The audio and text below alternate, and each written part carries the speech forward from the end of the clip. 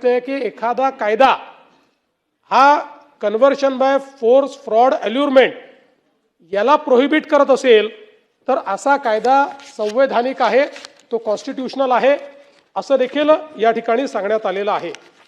आणि मग या अधिकारामध्ये बळजबरी, फसवणूक इत्यादीद्वारे बेकायदेशीर धर्मांतरणापासून संरक्षण करण्याकरता हे विधेयक आहे। त्यामुळे कोणी धर्मांतर करू नये याकरता विधेयक नाही, तर फसवणूक, बळजबरी किंवा तत्सम बाबींकरता आणि त्या माध्यमातून होणारं धर्मांतर हे त्यापासून नागरिकांचं रक्षण झालं पाहिजे याकरता हे विधेयक या ठिकाणी आणलेलं आहे।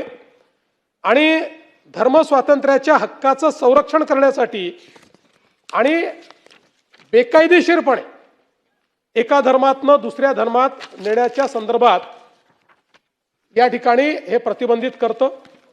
आता याच्यामध्ये व्याख्या देखील अतिशय स्पष्ट केलेल्या आहेत। प्रतिबंधित काय आहे? प्रतिबंधित आहे कुठल्या पद्धतीनं धर्मांतर होतं, तर ज्याच्यामध्ये आमिष असेल, जबरदस्ती असेल, त्या ठिकाणी फसवणूक असेल, बळजबरी असेल, लबाडी असेल किंवा अल्पवयीन अशा पद्धतीचं धर्मांतरण असेल, गैरवाजवी प्रभाव असेल, अशा धर्मांतरणाला बेकायदेशीर धर्मांतरण ठरवण्यात आलेलं आहे। या पद्धतीनं केलेलं कुठलंही धर्मांतरण हेच फक्त या ठिकाणी बेकायदा धर्मांतरण होणार आहे।